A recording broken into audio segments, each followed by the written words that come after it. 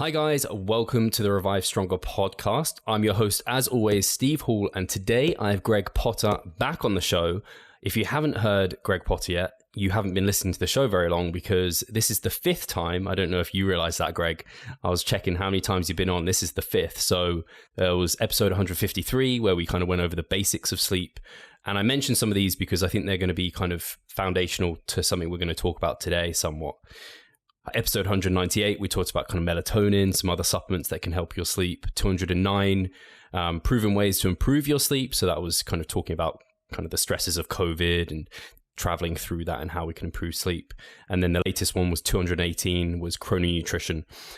So yeah, there's a big reason we have Greg on the show, or I have Greg on the show so many times. One, he is great to talk to and speaks very well and is also very smart. And I don't know what my second one was, but that there's your compliment, Greg. Thanks for coming back on. Thanks very much, Steve. 5. How about that? That's practically self-harm. But I appreciate the opportunity. It's been, and most of them have been this year.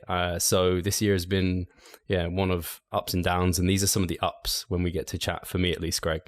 So something we want to talk about today, or I wanted to get Greg on, and I wanted to talk about this anyway, but it was really great because Greg recently published some new research, and that was the future of shift work, circadian biology meets personalized medicine and behavioral science. So this was talking about kind of shift workers and how we can improve or kind of give recommendations for them to get the most from sleep.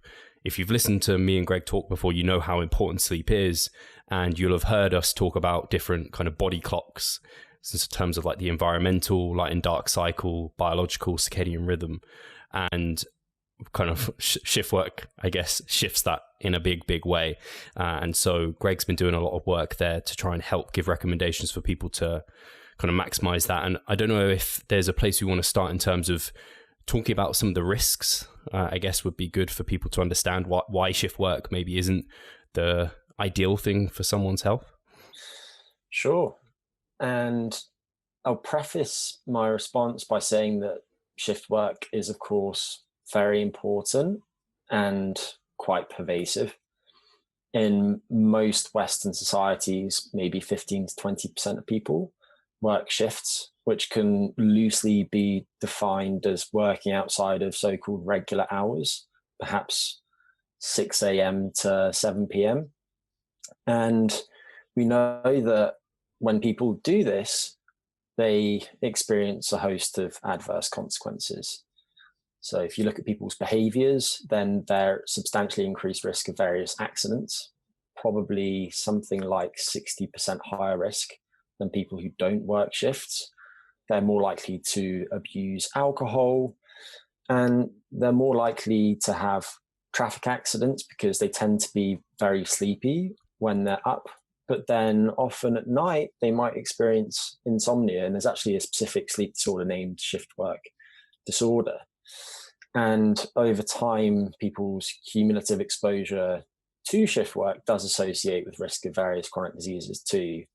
And if you look at all of the different meta-analyses that have been published to date, then shift work tends to associate with increased risk of coronary heart disease, stroke, diabetes, and certain cancers. So the consequences are manifold. And it's also worth pointing out that shift work doesn't just influence the people who work the shifts. There are so-called secondhand shift workers too. If your spouse works a shift, then that will likely have some bearing on your own sleep, for example. And we'll probably focus primarily on circadian biology and sleep. And it's important to note that many of the negative consequences of shift work are related to disruption to sleep. But at the same time, there are other things that contribute to that increase in risk. Yeah, I guess it's like you mentioned, you don't want to talk about this in a way of like, don't do shift work because people have to earn a living. And then there are people who like, they're helping a lot of other people like nurses or something. They're obviously helping a lot of people and they're shifting kind of life expectancies up in some ways and instances and helping kind of save lives whilst putting their life at risk from And that's kind of the reasoning behind it, is people aren't necessarily aware that they're putting their not life at risk, as well, maybe their life at risk, but also kind of potentially impacting their health. And the chat we're going to have and what that paper was about is like trying to help people strategize around that. And like we've talked about, just general people trying to maximize their sleep, how can shift workers try and kind of maximize those sort of things? And something I've certainly spoken to, even actually my sister was doing shift work, and she was somewhat under the impression, and I have heard other people kind of think that they can just kind of adapt to it. And I know within the paper you're kind of saying that there is no evidence to suggest we actually can adapt to these sort of shift patterns, unfortunately. I suppose that you could speak about adaptation in different ways. So what you're referring to there is that if you take people who have been doing shift work for many years and you take them through circadian disruption, specifically what's known as external misalignment, in which they are up and awake and eating and being physically active at times at which their body's clocks promote sleep, then they respond in the same ways as people who have never worked shifts. And there have been various so-called experimental misalignment protocols, many of which have been done by Frank Shear and some of his colleagues over at Harvard University, showing that within 3 days or so of what's known as forced desynchrony, which basically entails repeated 28-hour long days, and that's outside the so-called range of entrainment, which means that somebody's body's clock can't synchronize to the 28-hour day. So after 3 of those 28-hour days, they're now behaving 12 hours out of phase with their body's clock, because 3 times 28 minus 3 times 24 is 12 hours. When that happens, they have increased blood pressure. People who are previously healthy become pre-diabetic. They have reversed cortisol rhythms. They have increased resting heart rate, and they have increased inflammatory markers that could contribute to metabolic diseases when repeated over time. And if you combine that with sleep loss and take people through that type of protocol for a period of several weeks, then there's some evidence that over time that leads to a loss of organ function. So, for example, the pancreas will stop producing as much insulin, indicating beta cell failure, which could contribute to the pathogenesis of diabetes, as one example. So there's that type of lack of adaptation, but there's also a different type of adaptation that we could speak about, which is that if you take somebody and they've been working daytime shifts like most of us, and they then go through a period of night shift work, then their body's clocks will try to adapt to the new work schedule. And interestingly, people whose body's clocks better align with the new work schedule seem to experience fewer of those negative consequences that I mentioned earlier. And there are quite big individual differences in how people respond to shift work. We know something about the things that help people better cope with it. So, for example, people who are younger tend to cope better. Males cope better than females on average. People who are less neurotic, who have more robust general health, who have chronotypes, which refers to whether someone's more of a morning lark or a night owl, that are less extreme, tend to cope better, and people with more flexible sleeping habits too. So if you're old and female and are an extremely early bird, then shift work is probably not going to be for you. And we can also use some of those differences between people to help optimize their schedules for them. So something that you might touch on is that there are things that we can do as individuals that will help us better cope with shift work. But at the same time, the onus has to be on organizations to try and create working environments that are conducive to people faring better. And just while I'm on this little tirade, to give some examples of that, it seems that if people work shifts that are no longer than maybe 10 hours or so, have at least 11 hours of rest between shifts, and do no more than 60 hours per week, as well as having some autonomy over their own shift schedules, they tend to fare much better than other people. I know, just talking about kind of the onus being on organizations, at least from what I've experienced from talking to people, not many organizations do take it upon themselves, or at least I know some big ones that don't. In that, I've had a client recently, their shift has literally, like, just within days, they were suddenly going to bed at a completely, like, hours apart time. So they couldn't even, we were going to try and, like, oh, we can shift wake you up like an hour earlier or like half an hour across every few days to try and get you more aligned. And it was literally like one day it was like 4 hours apart or something. It was just like completely shifted their, like, kind of, they couldn't even try and align in any way, shape or form or get used to that. Is that common? Do you think a lot of organizations aren't considerate from what you know? Yeah, I think a lot of it reflects a lack of knowledge about it. I don't think that there are many instances of people wanting to harm their employees, and there have actually been lawsuits in which employees have taken their employers to court about their shifts because they've gone on to develop certain chronic diseases, and they claimed that that was attributable to the shifts. But what you're alluding to there also is the fact that there are different dimensions of shifts that we can speak about. So, for example, there is the length of the shift itself, there is the speed of rotation between shifts, and there's also the direction of the rotation. So there are clockwise rotations. So maybe somebody starts out with a daytime shift, and their next shift entails beginning work at 6 p.m. and ending at midnight. And then their next one entails beginning at midnight and ending in the wee hours of the morning. So that would be clockwise or forward rotation.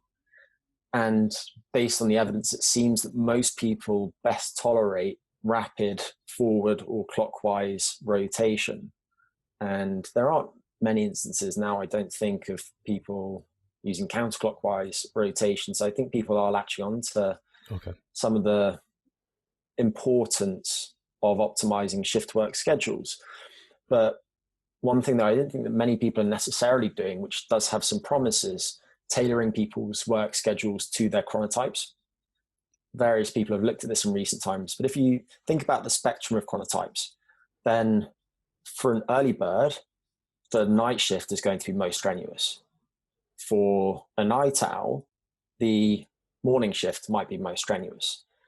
And so if you, as an employer, can do away with the most strenuous shift according to somebody's individual chronotype, then based on research published by people such as Saline Vetter, it seems that you can probably help them get a bit more sleep, which is very important because on average shift workers probably get about 10 hours less sleep per week than non-shift workers. You can also improve their subjective sleep quality and their quality of life. So when practical, if you can gain information about somebody's chronotype, and there are questionnaires for this, such as the Munich chronotype questionnaire test, and there's a shift work specific version of that, then you can better tune somebody's shift schedule to their preferences, do away with the most strenuous shift for that person, and thereby potentially improve their health and quality of life. I think that's really smart. The fact that I think some of these things maybe sound a bit kind of mystical. It's like, oh, how do I work out my chronotype? And then you're just like, that you can actually, like, you could probably Google, how do I find out my chronotype? And there'd probably be a questionnaire you could fill out. So even if it's not necessarily coming from an employer, but if someone is listening to this and they are employed and they're like, oh, what shall I do? They could go away and do a test themselves and then be like, they could position this to their employer and just like, this is, and ultimately it's a win-win for everyone. People are healthier. They're going to be more effective at work, all of these things. So there's no downsides, particularly apart from, like, obviously shift work in itself is not the ideal situation, but within that context, we can kind of get some upsides there. I think that's the right way to think about it. As an organization, people should not focus so much on the hassle involved in optimizing people's work schedules as they should on the potential added value of tailoring those schedules. This type of personalized approach is bound to cause lots of headaches initially, but once it's in place and running, they're likely to experience reduced employee absenteeism and presenteeism, improved productivity at work, fewer accidents, and a host of other positive effects, including happier workers. There's now going to be people are going to ask for, like, in interviews, what chronotype are you? Because we're looking for a night owl for this position. I joke about it, but I guess that would actually be a really useful sort of thing to know. Yeah, absolutely. And on that note, one thing that is really important for employers to have in place is some sort of screening for sleep disorders. And that shift work sleep disorder that I mentioned earlier probably affects something like 20 to 30% of shift workers, maybe the lower end of that range for rotating shift workers and the higher end of the range for night shift workers with fixed schedules. And if they can do that, then they can help people with their sleep, but also weed out some of the people who are less likely to do so well in the context that they want them to work within. And I know, to shift gears, Greg, you had within the paper, there was kind of 4 ways people could try and help themselves in terms of trying to make the most from the shift work and get the best sleep possible. And the first one was talking about light being the most important in training system to the circadian rhythm.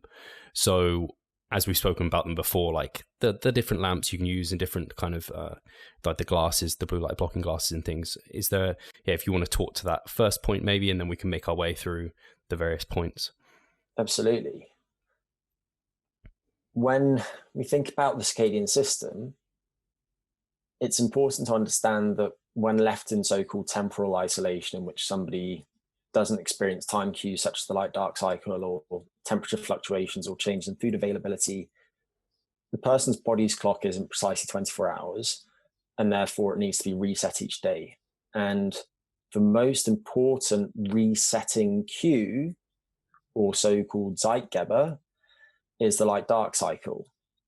And relevant to shift work, Zeitgebers have what's known as a phase response curve. And what this means is that if you, Steve, regularly wake up at 7 a.m. without waking to an alarm, then exposing yourself to lots of bright light between about 5 a.m. and about 9 a.m., so 2 hours before your habitual wake time to 2 hours after it, you'll tend to shift your body's clock earlier because of the way the circadian system is regulated. If, however, you expose yourself to lots of light late in the day, so from a few hours before your habitual bedtime to a couple of hours after it, you'll tend to shift it later. So what this means for the shift worker is that he or she can change his or her patterns of light exposure to help synchronize the body's clock with the new work schedule. And there are other Zeitgebers that are important too. If you look at the phase response curve exercise, it seems to be somewhat similar. It's not as strong in training agent as the light dark cycle, but going back to that example that I mentioned there, if the person was physically active, so going for a run at those times, then they would tend to accentuate those responses. So the addition of exercise to the morning light exposure will tend to shift the person's clock earlier still. And then another one, which is related to light, is melatonin. So what we're referring to here is melatonin supplementation specifically. I know we've touched on that previously, but when a person's eyes no longer detect substantial amounts of light coming in, that information is relayed back to the master clock in the brain, which then sends that information back to the pineal gland that synthesizes melatonin. And melatonin therefore acts as an internal signal of darkness, and even brief pulses of light during somebody's sleep period can potently suppress melatonin synthesis for at least tens of minutes thereafter. And so what that means is that because melatonin acts on receptors throughout the tissues of the body to signal the time of day, to signal the biological nighttime specifically, it's possible to supplement melatonin and time supplementation such that the time of those cells and those tissues is shifted either earlier or later. And going back to that example, if 10 p.m. is your habitual bedtime, taking melatonin at about 6 p.m. would tend to shift your body's clock earlier, such that you'd probably find yourself feeling much sleepier than normal at about 8 p.m. And that would probably let you shift your body's clock by about 1 hour earlier per day. If, however, you took melatonin right around the time that you wake up in the morning, you tend to shift your body's clock later. So practically, what this means for the shift worker, if we use an example, is that if somebody is undergoing a forward shift rotation and they've been working a 9 to 5 shift, but now all of a sudden they have to begin their work at midnight and finish work at 6 a.m., which is a brutal change, then if that person could nap before the shift, and we can come back to napping, and then get some bright light early in the shift to help shift the person's clock later, and stay physically active during the shift. There have been a few studies looking at this, but just as an example of this, one study implemented a 9-hour delay in work schedules and had people do 15 minutes of cycling every hour during that night shift. The people performed better and adapted faster to the change in shift than people who didn't exercise. So being physically active during that night shift would help with adaptation to it. And then after the shift, which would be around the end of the person's habitual sleep, taking melatonin would help shift their clock later, but melatonin also has short-term effects on sleepiness. So independent of its effects on the circadian system, when you take pharmacological doses of melatonin, you tend to speed sleep onset, slightly prolong sleep, and marginally improve subjective sleep quality. And the amount of melatonin you want to take is probably something between 300 micrograms and 5 milligrams, favoring the low dose of that range if the focus is just on shifting the person's body clock. Higher doses probably aren't as good at shifting the person's body clock because they don't produce such a transient spike in melatonin. Instead, because the dose is higher, the half-life is longer. It's less effective at shifting the clock, but it does support sleep.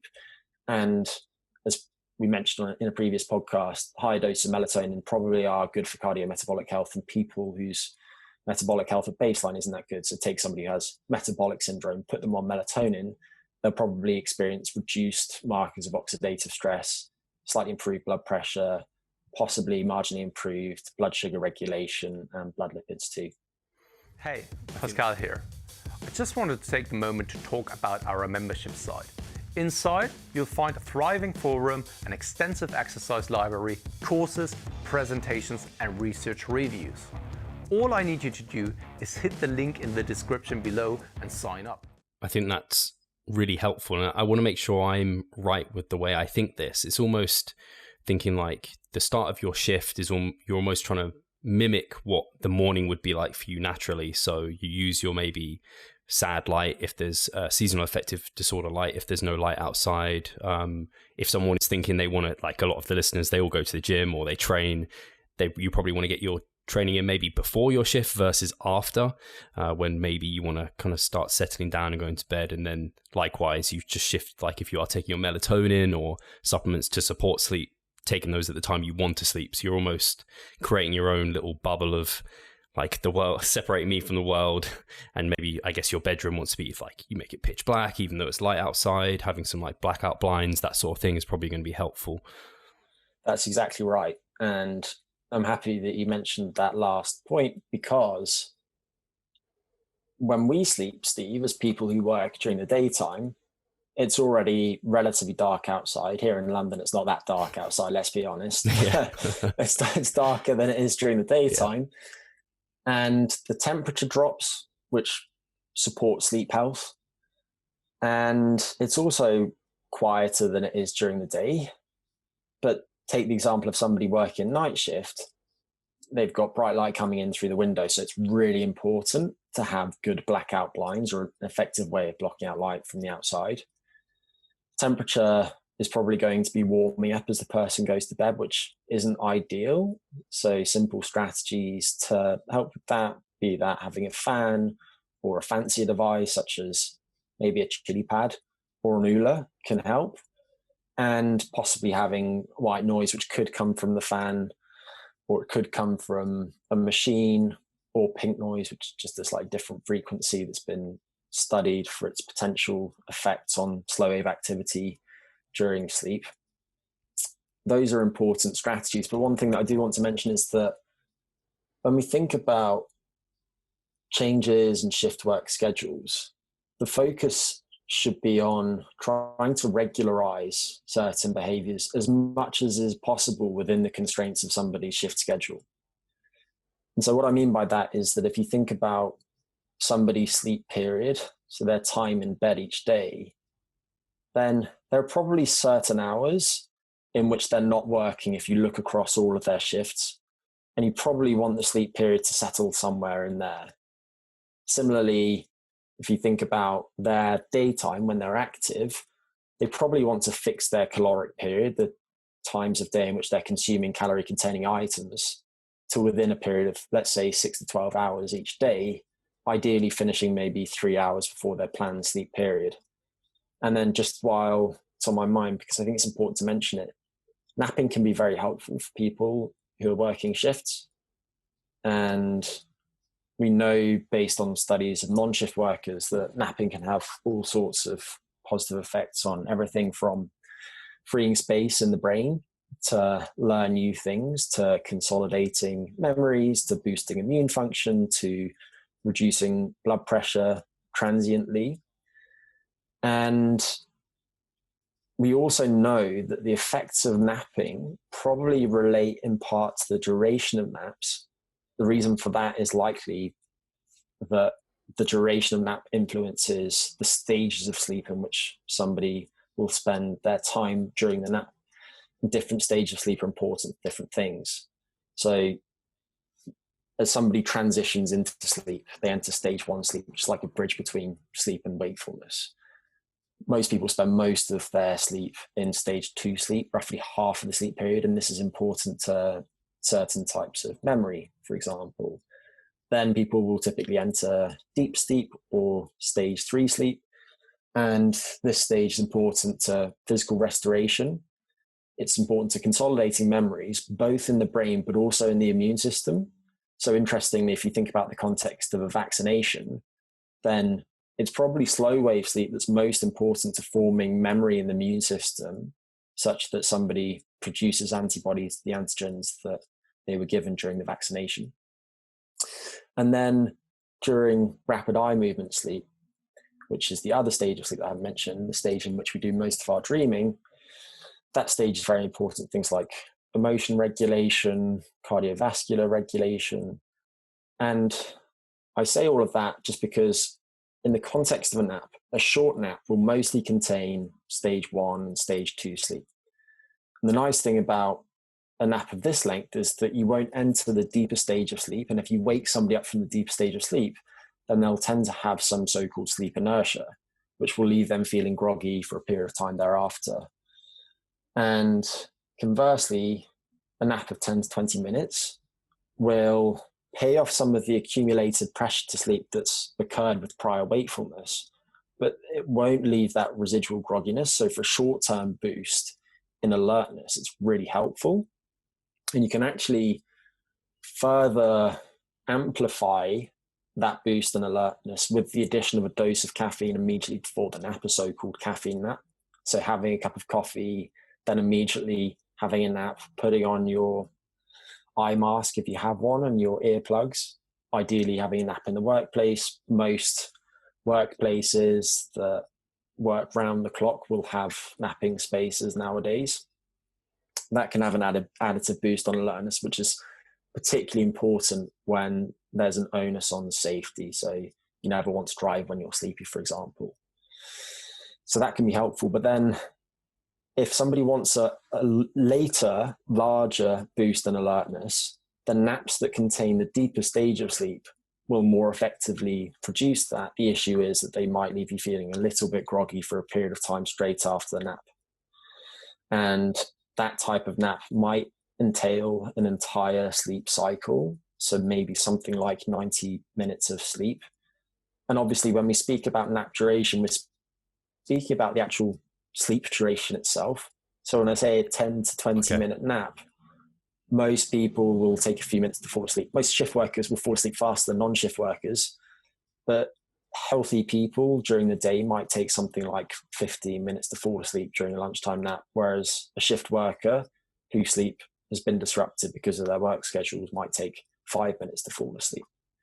So naps can be very restorative, important to safety, but can also increase the total amount of sleep that a shift worker is getting per week, which is important. And when shift workers get the opportunity to catch up on sleep, strongly suggest that they do so.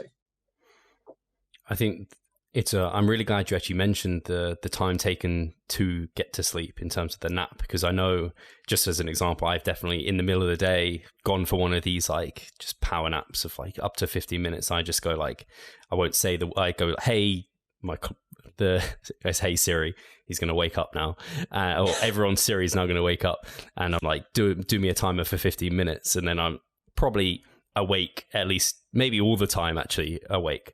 I do still feel a bit energized from that, maybe a bit of a placebo, but I guess you're resting, so I guess that's helpful. But it's good to know that, or rather it's helpful to know that people need to realize if you're only sleeping 5 minutes of that 15 minutes or something, you're really not going to get the full benefit there.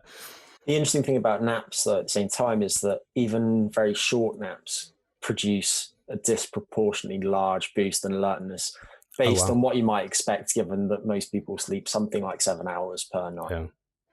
And with the shorter naps, I know generally napping is advised that you don't take them too late in the day. Is there like towards the time, just say the time you're expecting to go to bed, is there like a cut off number of hours before you should think, actually, no, now's not a good time to include the nap?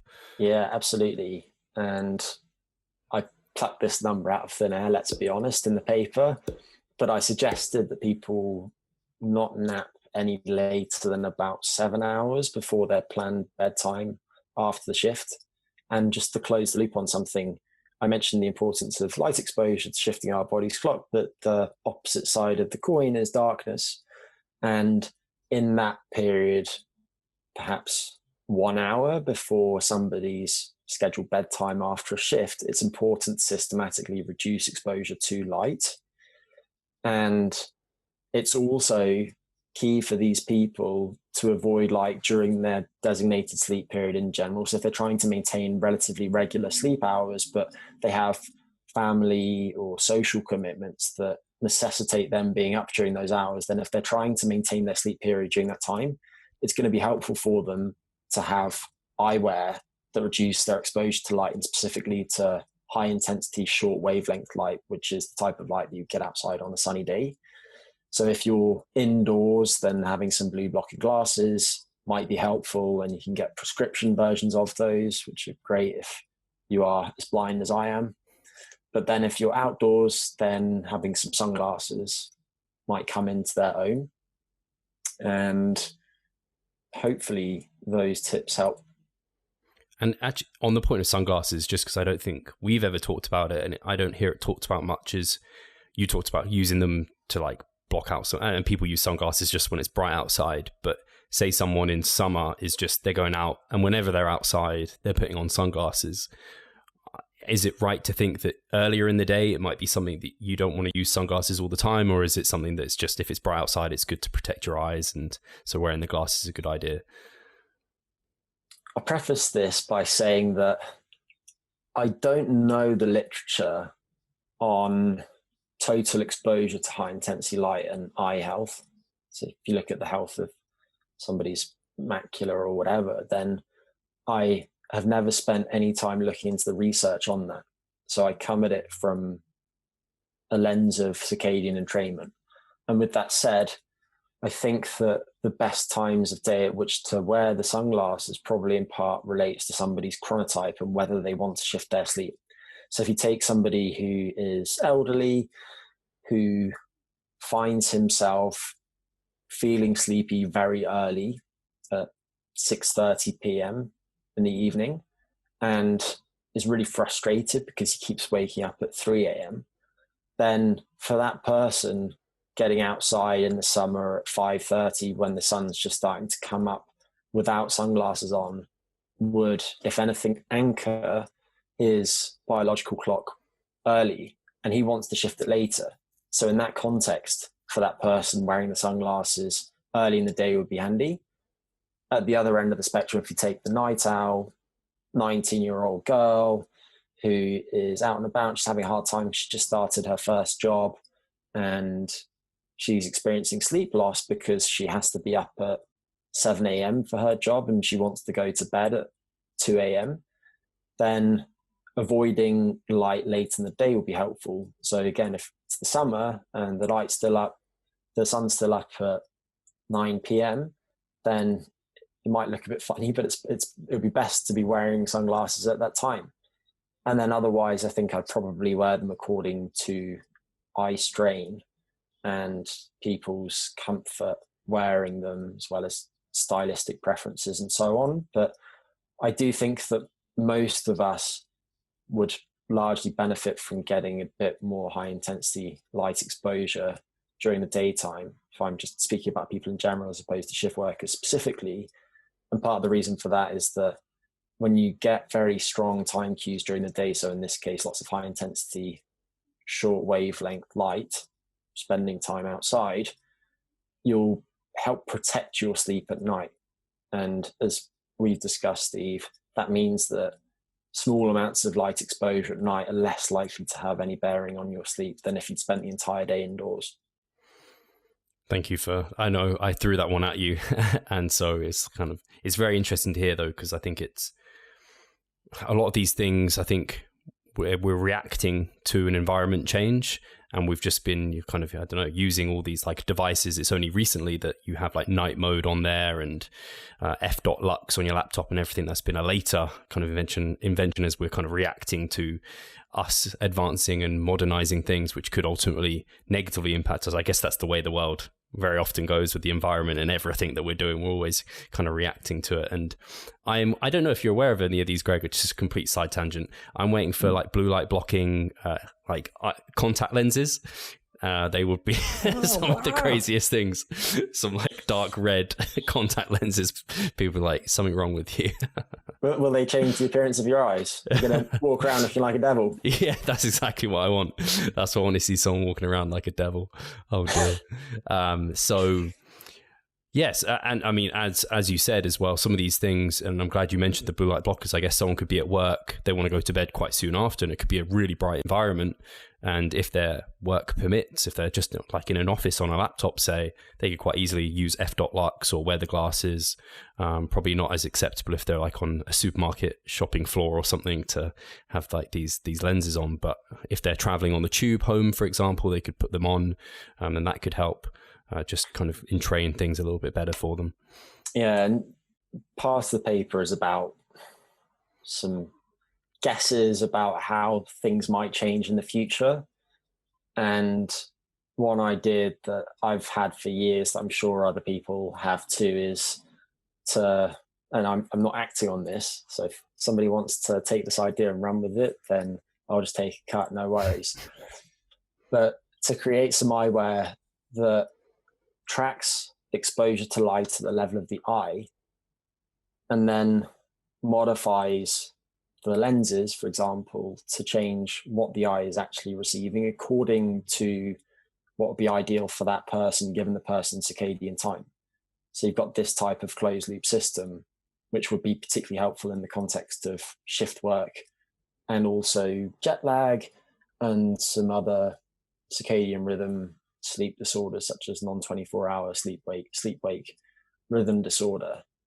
And certainly envision a future in which people have various wearables and smartphones, and these different things can communicate to each other such that the different devices are generating timestamp data that can be used to identify the likely timing of the person's body's clock, provide personalized health guidance about how the person should be eating and so on at that time of day, and then modifying certain exposures such as light exposure in real time to help the person best perform and sustain health in the context of that particular shift and the person's subsequent shifts.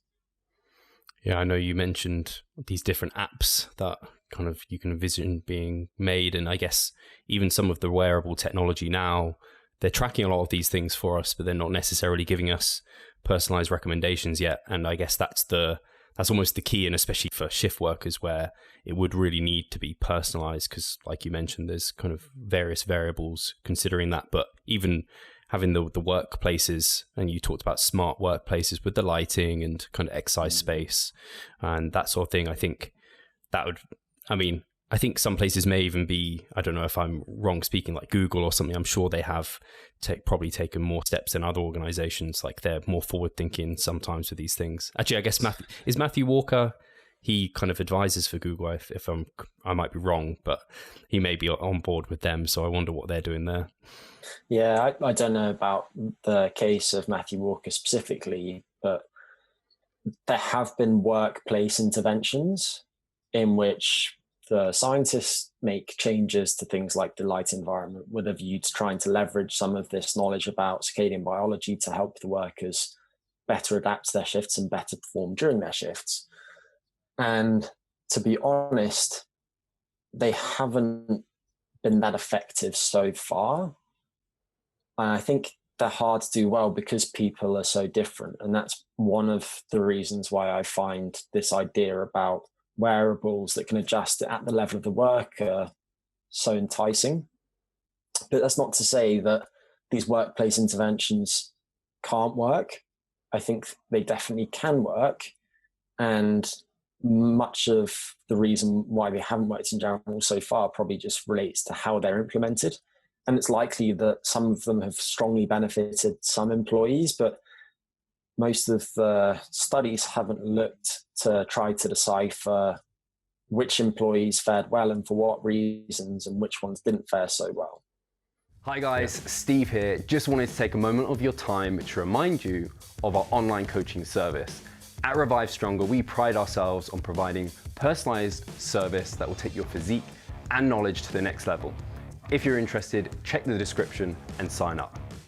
Yeah. It's exciting to know that I hope maybe we'll get some big employer listening to this and they're now going to contact you, Greg, and they're going to implement some of these things going forward with their employers. But it's exciting to hear these advents and the kind of the future there, because it's ultimately just helping everyone's health. And that's why I really wanted to get you on to talk about, so that people can already be aware of things they can do and implement that are relatively small and probably equally take a bit of like habits to get used to and things like this. But if it's going to really positively impact not only their probably work quality, but also their general health and well-being, then I think that's a really positive thing. I don't know if there's anything, obviously this podcast is mostly based towards like physique competitors and things like that. I don't think there's anything that speaks to them specifically, apart from possibly thinking about the training rather than doing it at the end of the shift right before they're hoping to go to bed, when they're kind of maybe stressed, a bit excited from that training session. It's maybe superior to get it done mid-shift or at the start before the shift. I don't think there's anything specifically they'd need to adjust apart from that, because they're eating through the day. They're probably hopefully still cutting off their last meal a couple of hours before bed, or it's just a protein feeding before that kind of bedtime window. Yeah, I don't think that we know much about that particular example that you're discussing there. So I'd probably just say that they want to try and regularize their training timing, much in the same way they try to regularize their sleep-wake schedules and their nutrition timing too. And then, as I've mentioned in the previous podcast, I think there are certain supplements that are both physique athlete relevant and relevant to this particular context. And foremost among those is creatine monohydrate, which somebody said to me recently is the gift that keeps giving. and I completely agree with that. It's fantastic stuff. But the reason I mention it here just briefly is that when you look at how sleep is regulated, it's regulated by way of two processes. One is influenced by your body's clock, which strongly influences your alertness, which builds over the course of the day and then wanes around the time at which you go to bed each night. The other process is sleep homeostasis or sleep pressure, And that builds the longer that somebody's been awake, which is intuitive. The longer that you've been awake, the greater the pressure there is to sleep. And the main biological correlate of that is adenosine in the brain. And caffeine is an antagonist to all of the adenosine receptors, so blocks the interaction of adenosine with its receptors, and thereby reduces the brain's ability to sense that sleepiness signal. Creatine, on the other hand, can boost brain phosphocreatine stores, and as a result of that, it probably reduces the accumulation of adenosine over the course of the day, because the adenosine can be rephosphorylated more readily.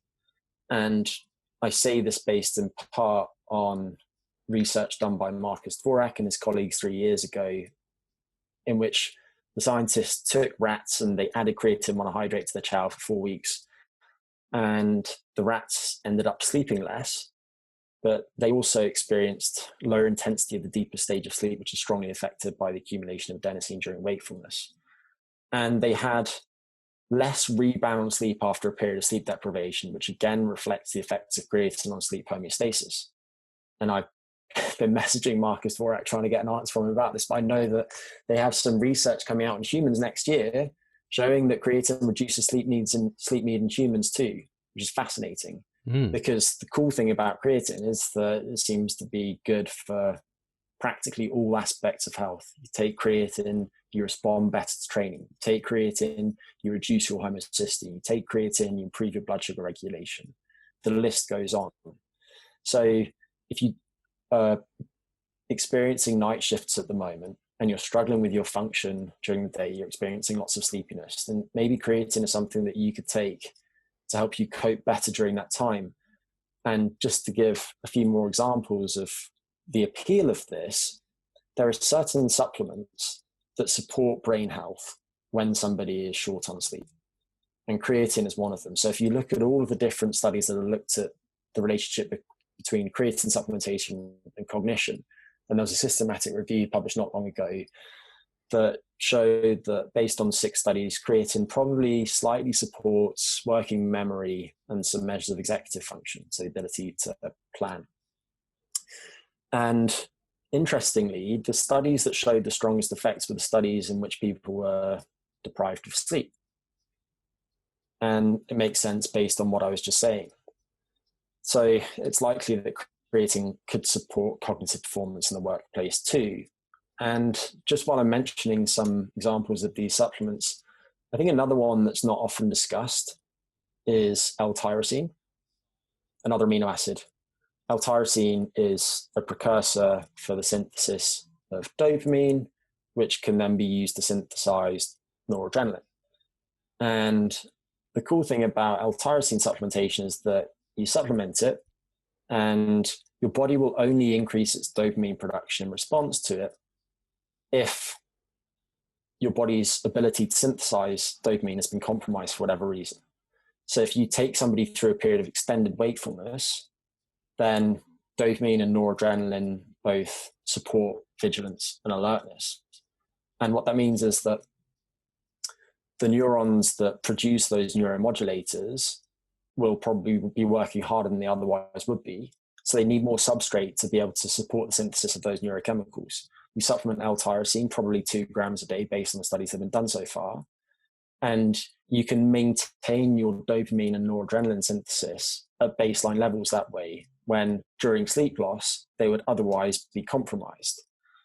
And doing that has been shown to be effective at supporting working memory. And I think the safety of doing that is excellent. So 2 grams of L-tyrosine supplementation at the start of a period of extended wakefulness makes a lot of sense to me. One thing to note is that it will compete with other amino acids for space on the large neutral amino acid transporter. And those other large neutral amino acids include the branched chain amino acids and L-tryptophan and phenylalanine, I believe. And so what that means is that you probably want to take that in isolation at the start of a work shift. And then obviously there's caffeine too, which I glossed over earlier. And during extended wakefulness, regular low doses of caffeine seem to be effectively particularly effective at supporting some aspects of cognition. And the optimal dose is probably somewhere between 1 and 4 milligrams per kilogram, repeated every 2 hours or so, if the emphasis is just on performance. Obviously, if you consume caffeine too close to sleep, then you're going to interfere with your ability to fall asleep and get restorative sleep. And different forms of caffeine might be more or less effective in this context. What I mean by that is that if you consume caffeine as gum, then some of it will enter your circulation by way of the buccal mucosa, as opposed to needing to go down into your gut. And so because of that, you'll see a substantial peak in your plasma caffeine levels within 5 to 15 minutes.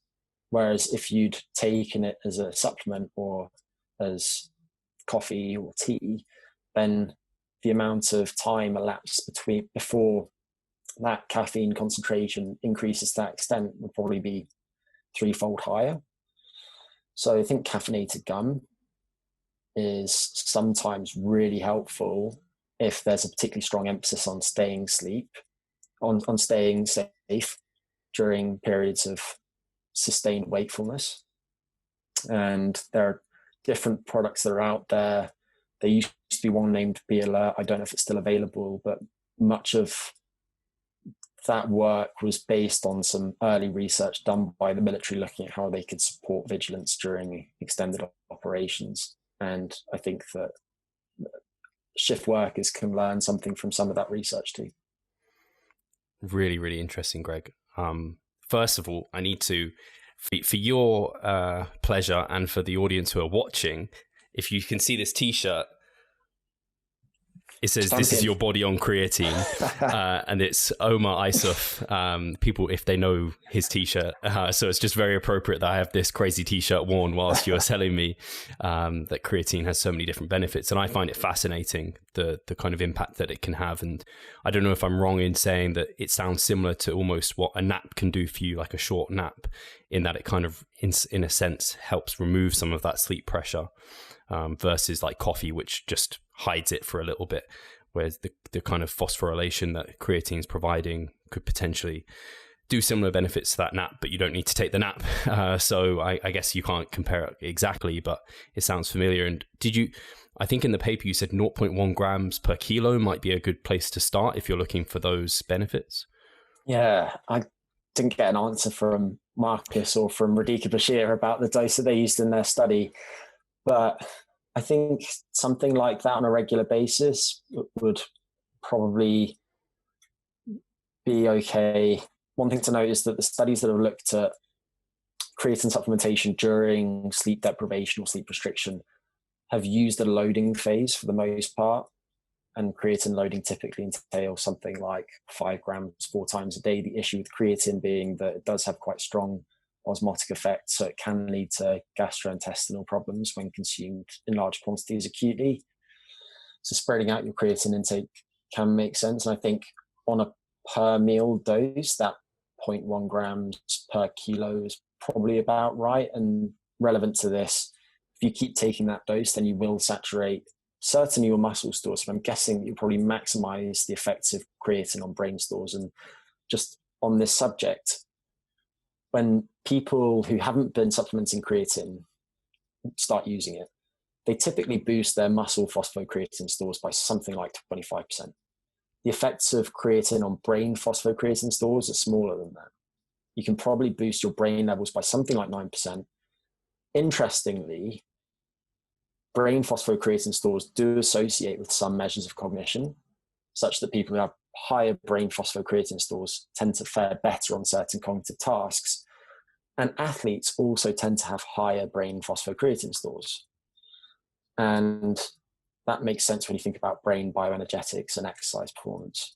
So it's possible that some people listening to this, on taking creatine supplementation, they might not actually boost their brain phosphocreatine stores that much. But if we're speaking about shift workers in general, then I think most shift workers would probably boost their brain phosphocreatine stores and thereby experience some of those benefits that I mentioned. Cool. And I guess for people who aren't maybe shift workers, for the general person that's listening to this that maybe are interested in the benefit above what creatine monohydrate typically does for us kind of physique competitors, would taking kind of your standard recommendation of 5 grams a day as like a standard saturation dose for the muscles, and then now and then when you are experiencing maybe that maybe it's an overreaching week. I know you've kind of told me before, maybe in an overreaching week or a particularly fatiguing week, you can just increase to that higher dose. Do you think that's a fair way for people to go about it? Yeah, I think so. I think that's a smart way to go. And the only other supplement I think you've mentioned to me before was rhodiola rosea. Is that another one you might say to kind of help with like sleepiness, might help in those kind of fatigue periods?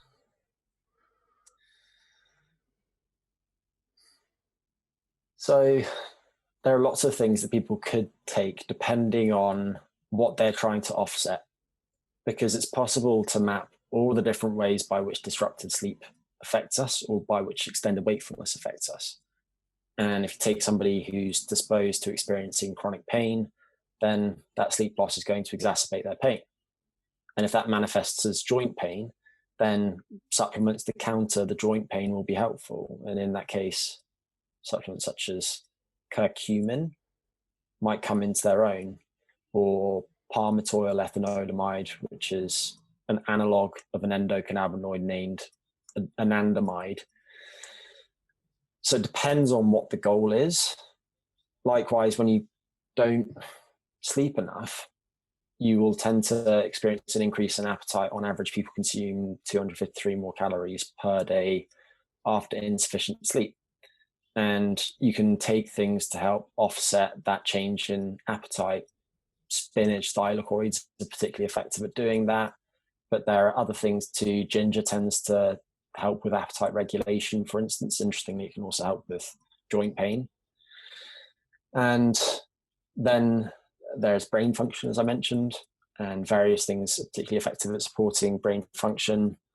Many polyphenols are, and the strongest evidence is probably in favor of certain berries. When people consume relatively high doses of blueberries, for example, they often experience improvements in multiple aspects of brain function. And the same is true for high flavonol cocoa. When people consume 500 milligrams to 1,000 milligrams of it per day for a period of time, they'll tend to support vascular health in the brain, thereby boost blood flow to certain aspects of the brain that are important to memory, such as the hippocampus, and hence improve some aspects of cognition. So it really depends on what the person is trying to target specifically with their supplementation. As always, that there are things that I think are generally helpful, like creatine, but then beyond that, it really depends on what the person is looking for from their supplementation and how that fits in the context of the rest of the person's diet. So that was not a particularly helpful answer, but it depends. I think it's, I mean, it always depends. And I think it is a helpful answer. And I think when you are looking at a supplement, I think it just emphasizes there, like you're saying, look at what you're getting into and what you're trying to get out of it, and just don't take just everything under the sun. So I think it's similar to, I don't know, taking a multivitamin is maybe not a terrible idea, but you might be better off seeing exactly what vitamins you need to kind of cover the gaps within your diet, especially if maybe you're a vegan. Don't just take a multivitamin. Maybe there's some specific things in vegan diets you tend to miss out on. So it sounds like a familiar kind of concept there, and I wouldn't expect any less of an answer from you, Greg. So I think the audience appreciate it, and I appreciate it as well. I don't know if there's anything else you want to touch on. I see us coming up to an hour, and I think you've done a really good job of, I think we dived into most aspects of the paper, and I'll make sure that's also a link for everyone below if they want to dig into it. Is there anything else you finally want to kind of let people know within the paper? Yeah, I probably touch on a couple of things. So one would be, just in case an employer is listening to this, somebody who has some influence on how their shift workers work and the workplace itself. And what I would say to that person is, in addition to those suggestions that I made earlier related to things like the maximal amount of work that somebody should do in a week, somebody's environment has a really strong influence on how they behave. And we know that shift workers are prone to not consuming the highest quality diets. They typically don't tend to eat that much more than non-shift workers, but they certainly spread out their eating more. And they also often don't have that much time during their shifts.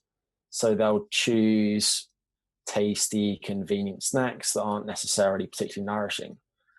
And when they're in a workplace where healthy options are available, so there have been workplace interventions that have given people free fruit, there have been interventions that have provided people with food labels for particular items at the canteen. Others have changed the contents of the vending machine. When healthy foods are available, people are more likely to pick them. And even at the canteen itself, the placement of items within the canteen will influence people's food choices. So if you load up on lean meat, fish, vegetables at the start of the canteen, then when the person's moved along the canteen, their plate will already be mostly full, and they'll be less likely to reach for some of the more processed type of palatable foods that could lead to some metabolic problems down the line. So I think that's important to recognize, giving people space in which to do some exercise, space in which to nap, can also be very helpful at supporting both health but also productivity of employees. And then, as I mentioned earlier, giving people some control over their work schedules and accounting for differences in needs of people. Maybe somebody is the parent of a newborn and childcare duties have some influence on their work schedules. Allowing them some flex in their work schedules would be really helpful. And I think the focus has to be on keeping employees happy. So that's probably the one thing that I would leave that person with. And then for the shift workers themselves, I think the only thing that I'd just mention is that the paper itself largely focuses on nutrition because it was for the journal Frontiers in Nutrition. And we spoke at length about the importance of diet timing in the chrono-nutrition podcast that we did. So I won't rehash all of that here, but I'll just say that keeping those regular meal times is helpful for these people. I think if you have a snack outside of your caloric period, then that's fine, but you probably want it to be relatively small, something like 10% of your total daily energy intake.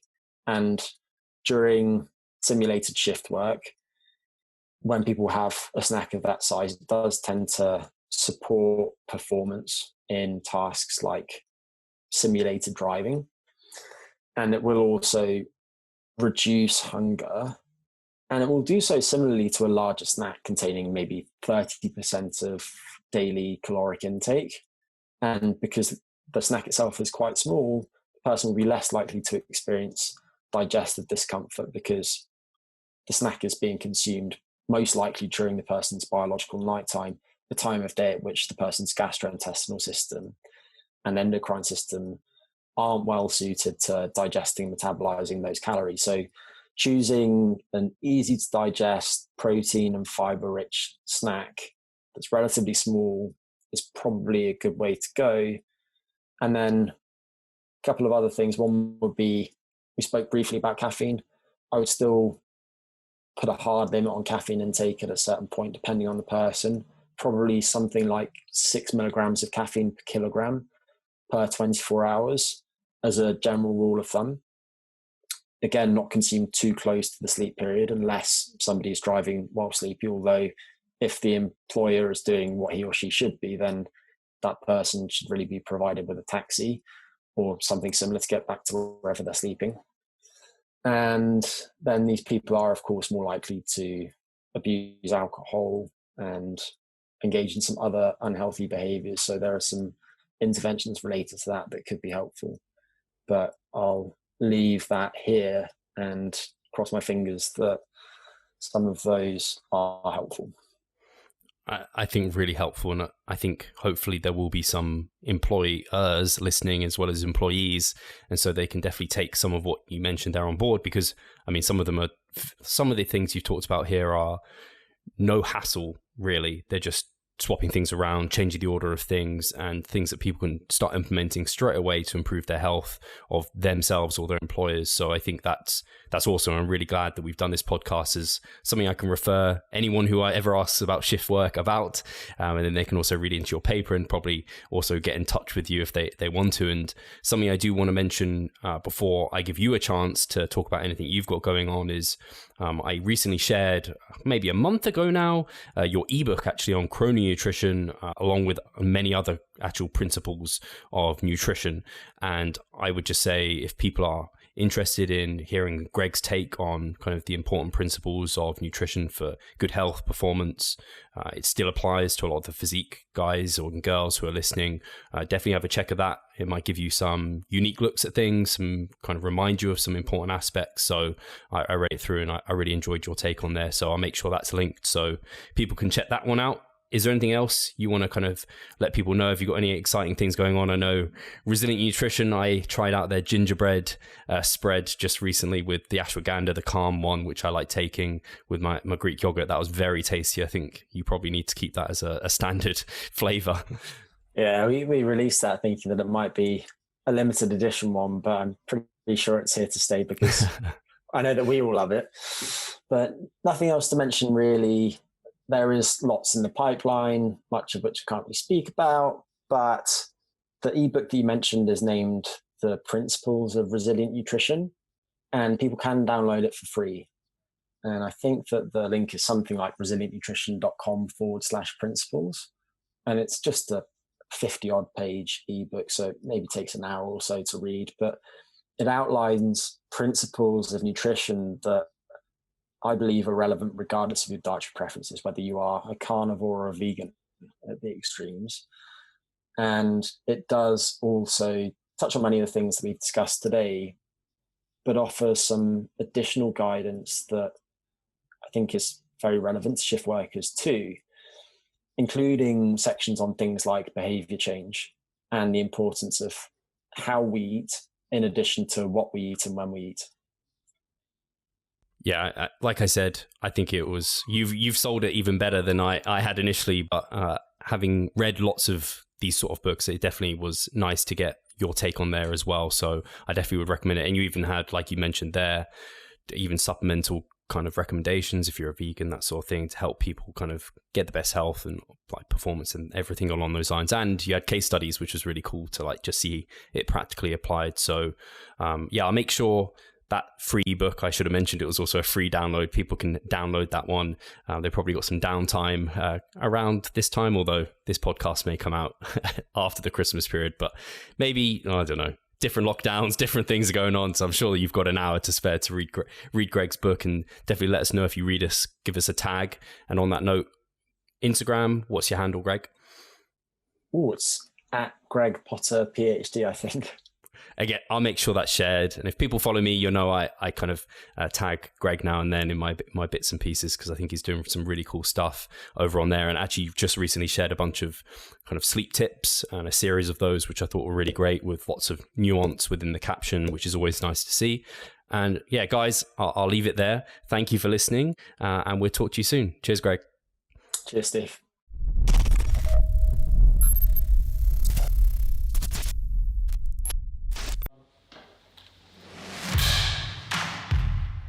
So I'm Steve Hall, founder of Revive Stronger and a coach of Revive Stronger. My name is Pascal Flor. I'm the co-owner of Revive Stronger and also a coach, of course. Revive Stronger has probably been going solidly for 3 years, roughly about 3 years. Revive Stronger, to me, it is becoming kind of my child, my foster child. It's the gathering and getting together of like-minded people. We've been expanding the coaching team, which is helping us help more people, but each coach can only help a certain number of people. Right now, it's all over the place. We have YouTube, we have Facebook, we have Instagram, but there isn't that community aspect behind that. And so the next step for us is developing a membership site. So basically, we want to create a family and a community that is then benefiting from another. A really cool community for people within our little niche is going to be a website. They will get early access to our podcast. You can access us, ask us questions. The community aspect, we have a forum there. You can ask questions, but also you can log your journey. There's also going to be courses on there. Courses, presentations on different topics. Discount of past seminar footage. We will log our journey as well. We'll start vlogging. We're going to have documentaries. Our entire athletic journey. Furthermore, they get access to an exercise video library. The exercises that we love for hypertrophy and maximizing hypertrophy, we're going to go through those in depth, telling you how to execute them. We kept them concise and also mobile friendly so that you can watch them in between your sets. I'm super excited to grow this community. The amount of value that we're going to be delivering is huge. And I'd love you to be part of it. You will get so much out of that. I'll see you inside.